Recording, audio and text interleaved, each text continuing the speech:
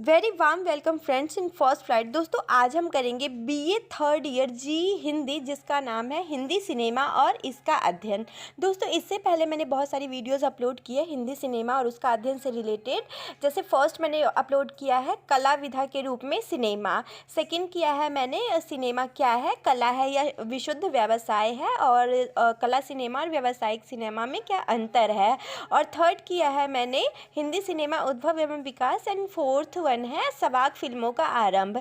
तो दोस्तों अगर आपके एग्ज़ाम में क्वेश्चन आता है कि हिंदी सिनेमा के विकास पर प्रकाश डालिए तो आपको कैसे फ्रेम करना है, तो सबसे पहले दोस्तों आपको मूक फिल्मों के बारे में बताना है, जो मैंने वीडियो ऑलरेडी अपलोड कर दिया है। उसके बाद सवाक फिल्मों के बारे में बताना है, और उसके बाद सिनेमा का स्वर्ण युग बताना है। तो ऐसे आप स्टेप बाय स्टेप अपने आंसर्स को फ्रेम कर सकते हैं। तो चलिए दोस्तों आज हम स्टार्ट करते हैं हिंदी सिनेमा का स्वर्ण युग। तो पहले मैं आपको थोड़ा सा इंट्रो दूंगी कि सिनेमा का स्वर्ण युग होता क्या है। दोस्तों स्वर्ण युग क्या होता है, जिसमें बहुत सारे चेंजेस किए गए हो, बहुत सारे बदलाव किए गए हो, और मतलब कुछ अच्छे बदलाव किए गए हो जिससे लोगों के जीवन में कुछ अच्छे परिवर्तन आए हो। तो ऐसे ही सिनेमा का स्वर्ण युग है। आपको पता है कि 1947 में 15 अगस्त को हमें आज़ादी मिली, और आज़ादी में मतलब क्या था कि लोगों के मन में आकांक्षाएं थी, इच्छाएं थी कि हमें नवनिर्मित राष्ट्र निर्माण को कैसे एक धारा पे लाना है, मतलब कैसे उसका नव निर्माण करना है आप अपने नए देश का। और आपको पता है कि 14 अगस्त को मतलब जब हमारा देश 15 अगस्त को आज़ाद हुआ था, उससे एक दिन पहले 14 अगस्त को हमारे देश का पार्टीशन भी हो गया था। तो यही लोगों के मन में आकांक्षाएं थी कि किस प्रकार हम नए देश का निर्माण करेंगे, तो उसी आधार पर फिल्में बनाई जा रही थी। तो चलिए दोस्तों स्टार्ट करते हैं। स्वतंत्रता के बाद के 2 दशकों को फिल्म जगत का स्वर्ण युग माना जा सकता है या कहा जा सकता है। आज़ादी के बाद का सिनेमा राष्ट्रीय पुनर्जागरण का सिनेमा है, मतलब लोगों में एनलाइटनमेंट की कैसे नवनिर्माण करना है, अपने नए देश का निर्माण किस प्रकार करना है, एनलाइटेंड कर रहा था लोगों को सिनेमा। यह सिनेमा नई व्यवस्था व पुराने मिश्रित संस्कारों को प्रोत्साहित करती है। इस दौर के सिनेमा में नायक की प्रतिभा व खूबसूरती का अंदाज़ा इस बात से लगाया जाता है कि वह कितना जिम्मेदार है, देशभक्त है, आदर्शवादी है, प्रगतिशील है, मतलब कितने ज़्यादा उनमें एनलाइटेंड है वो, कितने ज़्यादा। और इस दौर की जो फिल्में हैं उसमें फिल्मों में जो एक्ट्रेस है वो खूबसूरती का जो बिंब रच रही है, उसमें देश का एक नया चेहरा झलक रहा है, मतलब कि किस प्रकार हमें एक बहुत ही मतलब इफ़ेक्टिव देश का निर्माण करना है। दरअसल यह दशक भी हमारे सपनों का दशक था। देश को नई नई आज़ादी मिली थी और लोग नव निर्माण और पुनर्जीवन का सपना रच रहे थे। आज़ादी के बाद सिनेमा में राजनीतिक और सामाजिक चेतना अधिक मुखर और जागरूक होकर सामने आई। राजनीतिक चेतना दोस्तों, जैसे लीडर्स कैसे होंगे, कौन से ऐसे इफ़ेक्टिव लीडर्स बनाए जाए जो हमारे देश के विकास में सहायक सिद्ध होंगे, ये था। उसके बाद सामाजिक चेतना के लोगों के मन में बहुत सारे प्रश्न थे, क्वेश्चंस थे कि कैसे नवनिर्माण होगा, कैसे हम लोग मिलजुल कर रहेंगे, क्योंकि सांप्रदायिकता भी बहुत ज़्यादा पार्टीशन की वजह से हो रही थी। तो ये सारे सवाल लोगों के मन में उठ रहे थे। आज़ादी के बंटवारे से देश सांप्रदायिकता की आग में झुलस रहा था और बहुत सारे दंगे भी हो रहे थे। तो दोस्तों इस समय पीरियड में क्या था कि एकता और भाईचारा स्थापित करना इन फिल्मों का प्रमुख प्राण बिंदु था, कि सांप्रदायिकता बहुत ज़्यादा थी, हिंदू मुस्लिम दंगे हो रहे थे, रिलीजियस के आधार पे बहुत ज़्यादा डिस्क्रिमिनेशन हो रहा था। तो यही फिल्मों का एक मोटिव था मेन, कि कैसे मतलब सिनेमा का निर्माण किया जाए जिससे कि लोगों में भाईचारा स्थापित हो।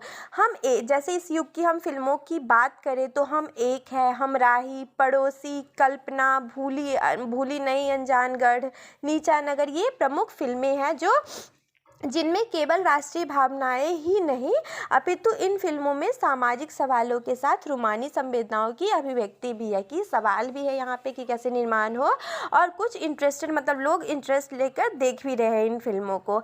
आज़ादी से पहले जहाँ फिल्मकार देशभक्ति की संवेदना को फिल्मों के माध्यम से प्रकट करने में संकोच का अनुभव करते थे, क्योंकि दोस्तों आप लोगों को पता है कि उस टाइम में ब्रिटिशर्स थे, तो वो खुलकर जो उनकी मतलब उनके इमोशंस थे वो लोगों तक पहुँचाने में मतलब थोड़ा सा कठिनाई का सामना करना पड़ता था।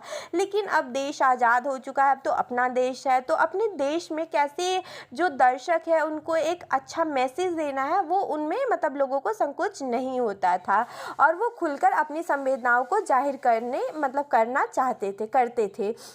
दोस्तों अगर हम इस टाइम पीरियड के एक्टर की बात करें तो उसमें गुरुदत्त हो गए, राज कपूर, महबूब खान, विमल राय, स्वर्णयुग के ये 4 प्रतिनिधि फिल्म निर्माता या एक्टर कह लीजिए कहे जाते हैं।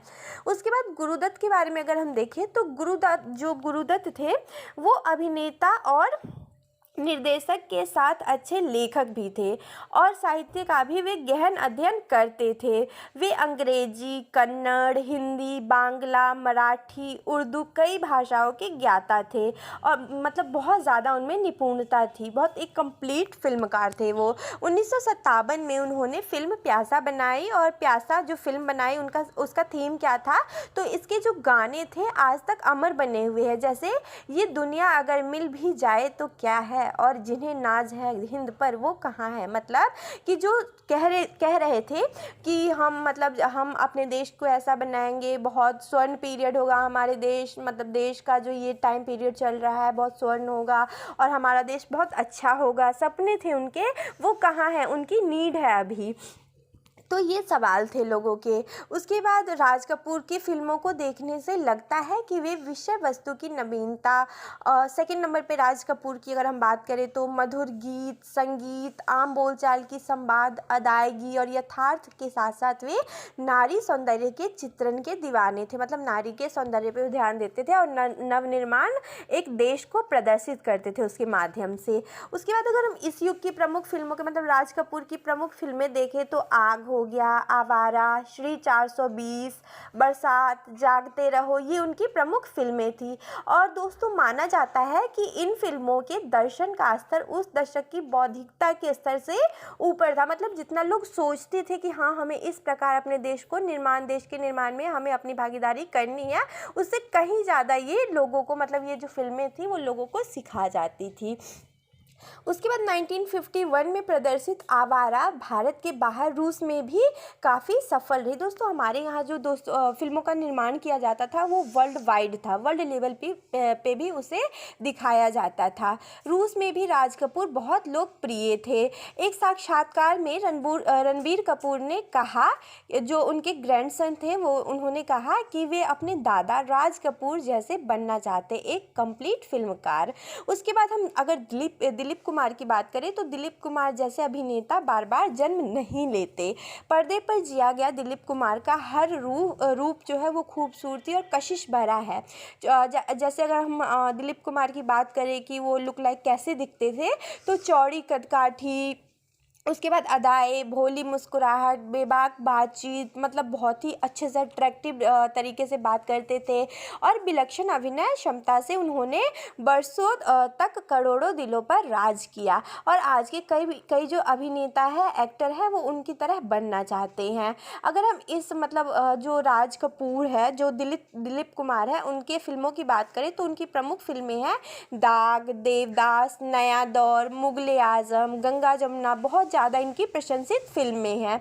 उसके बाद हम थर्ड नंबर पे करते हैं देवानंद के बारे में कि देवानंद के बारे में कहा जाता है कि प्रभात फिल्म कंपनी के जो डायरेक्टर थे बाबू राव पै ने जब पहली बार उन्हें देखा तो उनके आत्मविश्वास, मुस्कुराहट और खूबसूरत आंखों के वो कायल हो गए, मतलब इतना कॉन्फिडेंट वो थे, कॉन्फिडेंस उनमें बहुत ज़्यादा था और एक चेहरे पे प्यारी सी मुस्कान लेकर वो उनसे मिलने गए थे। देवानंद ने स्वयं को बतौर अभिनेता ही नहीं बल्कि कुशल निर्माता और निर्देशक के रूप में भी व्यक्त किया। उसके बाद हम देखते हैं कि स्वर्ण युग में राज कपूर, दिलीप कुमार, देवानंद, ये तीनों एक्टर जो थे वो अभिनय के यानी एक्टिंग के त्रयी के रूप में माने जाते थे, मतलब इनका एक ग्रुप था। उसके बाद मदर इंडिया महबूब खान की सर्वाधिक ख्याति प्राप्त फिल्म है। मदर इंडिया भारत की सर्वश्रेष्ठ फिल्मों में गिनी जाती है। इस फिल्म को राष्ट्रीय पुरस्कार से नवाजा गया और ऑस्कर के लिए भी यह फिल्म नामित की गई। दोस्तों आप लोगों ने मदर इंडिया मतलब बहुत सारे स्टूडेंट्स ने देखी होगी, जिसमें मदर इंडिया में क्या है कि एक स्त्री की मतलब स्त्री की छवि दिखाई गई है, एक पोटेंशियल उनका दिखाया गया है कि किस प्रकार एक स्त्री अपना जीवन यापन करने के लिए, अपने बच्चों के लिए, अपने परिवार के लिए और अपने देश के लिए कितना बलिदान देती है। तो ये बहुत फेमस फिल्म है और इसमें जो एक्ट्रेस थी नरगिस, उन्होंने मतलब बैल के स्थान पे खुद हल को खींचा, तो वही दिखाया गया कि कितना उनमें मतलब कॉन्फिडेंस था और कितना पोटेंशियल था उनमें। बाद हम अगर बात करें महबूब खान ने की, तो महबूब खान ने 1940 में एक फिल्म बनाई थी औरत। तो औरत में महबूब खान के एक भारतीय स्त्री की जुझारू छवि को बखूबी दिखाने का प्रयास किया है। माना जाता है कि महबूब खान को 1940 में प्रदर्शित इसी औरत को 1957 में मदर इंडिया के रूप में और भी जीवंत रूप में प्रस्तुत किया। उसमें भी जो उन्होंने औरत फिल्म बनाई थी, उसमें भी एक स्त्री की दशा दिखाई गई है कि किस प्रकार वो अपने बलबूते पे काम करती है और अपना जीवन यापन करती है, और इसी आधार पे मदर इंडिया बनाई गई है फिल्म। मदर इंडिया जो है वो भारत माता और भारत की माताएं दोनों का सूचक है। भारत माता मतलब एक हम अर्थ के सेंस में यूज़ करते हैं कि हमारा इंडिया, और भारत की माताएं मतलब जो फीमेल्स हैं उनके लिए ये नाम मतलब दिया गया है यहाँ पे, तो उन दोनों का ही सूचक है। उसके बाद फिल्म के पोस्टर में बैल की जगह इसमें आपको बताया मैंने कि खुद जो नरगिस है एक्ट्रेस है वो हल खींच रही थी। 1975 में प्रदर्शित फिल्म दीवार की प्रेरणा भूमि भी फिल्म मदर इंडिया की मानी जाती है। इस फिल्म में भी एक माँ होती है, एक अच्छा बेटा होता है और एक बुरा बेटा होता है। दोस्तों आप लोगों को पता होगा कि हमारे पेरेंट्स हम सबको एक मतलब एक ही जैसा परवरिश देते हैं, लेकिन दोस्तों मतलब हम कह सकते हैं कि एक सिचुएशन एक ऐसा आ जाता है जिसमें कुछ निखर जाते हैं और कुछ बिखर जाते हैं। तो वही इस फिल्म में भी दिखाया गया है कि कुछ मतलब संगत का भी असर पड़ता है। अगर हमारा संगत अच्छे लोगों के साथ है तो हम अच्छा बन जाते हैं, और अगर बुरे लोगों का संगत है तो थोड़ा सा गलत इम्पैक्ट पड़ता है। तो यही है इसमें। उसके बाद हम मुग़ल आज़म की बात करें तो मुग़ल आज़म उस दौर की सबसे महंगी फिल्म मानी जाती है।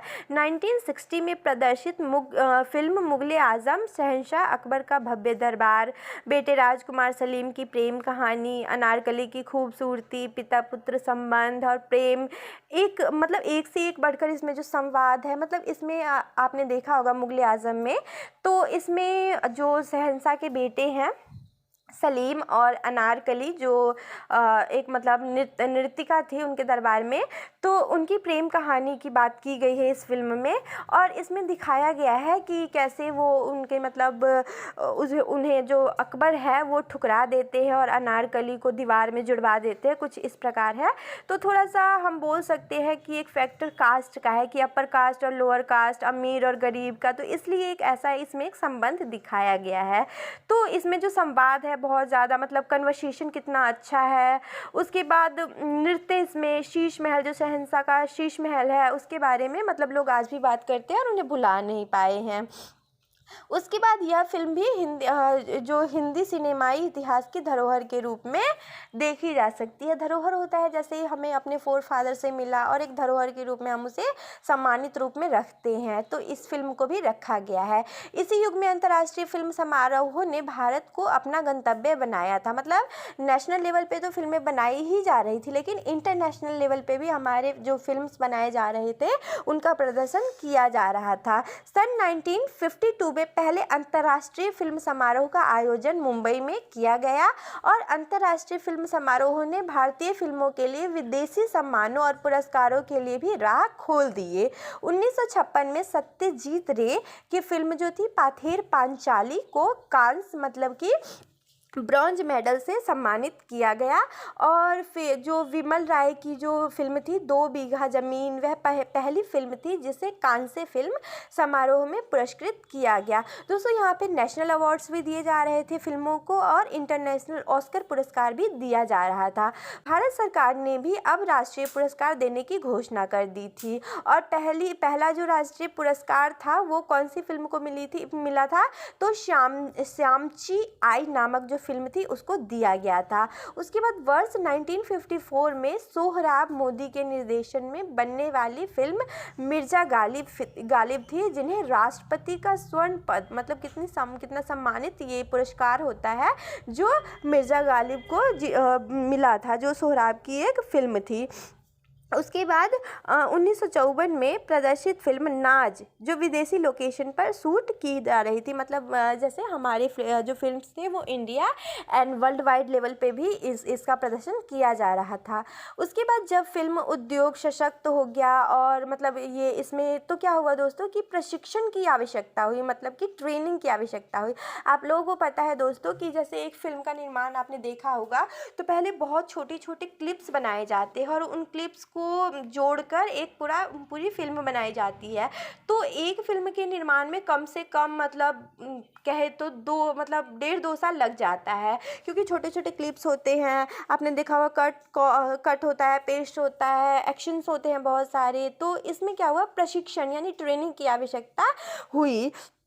तो मतलब क्या हुआ फिर, इसी उद्देश्य को ध्यान में रखते हुए 1960 में पुणे में फिल्म और टेलीविज़न संस्थान की स्थापना की गई और यहाँ पे फिल्म निर्माण से पहले जो लेखक थे या निर्देशक थे या अभिनेता थे उनको ट्रेनिंग दिया जाता था और उसके बाद वो मतलब फिल्म बनाते थे। अगर हम इस दशक के फिल्म की बात करें, मतलब स्वर्ण युग का जो दशक चल रहा था उसकी जो मतलब 50-60 के दशक की फिल्में की प्रमुख फिल्मों की बात करें तो आवारा हो गया 1951, दाग हो गया 1952, 2 बीघा ज़मीन हो गया 1953, देवदास 1955। तो ये सारी फिल्में हैं जो उस टाइम की बहुत ज़्यादा प्रशंसित फिल्में मानी जाती है।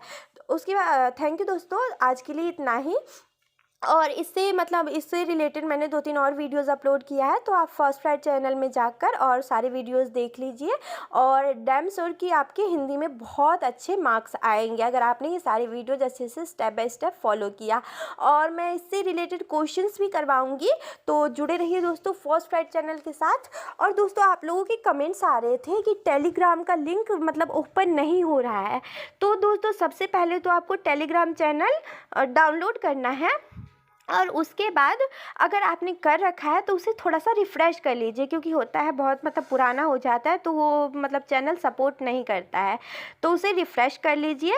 और जो मैंने डिस्क्रिप्शन बॉक्स में लिंक प्रोवाइड किया है उसके माध्यम से आप मेरे टेलीग्राम चैनल से ज्वाइन हो सकते हैं और वहाँ से आप PDF ले सकते हैं। अगर दोस्तों अभी भी कोई प्रॉब्लम आता है तो मैं आप लोगों के कमेंट में जो PDF का लिंक है वो पिनअप कर दूँगी, तो आप लोगों को कोई प्रॉब्लम नहीं होगा और आप लोग वहां से जाकर देख सकते हैं।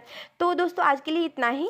जुड़े रहिए फर्स्ट फ्लाइट चैनल के साथ और वीडियो को लाइक कीजिए, चैनल को सब्सक्राइब कीजिए और दोस्तों में शेयर करना मत भूलिए। थैंक यू सो मच दोस्तों।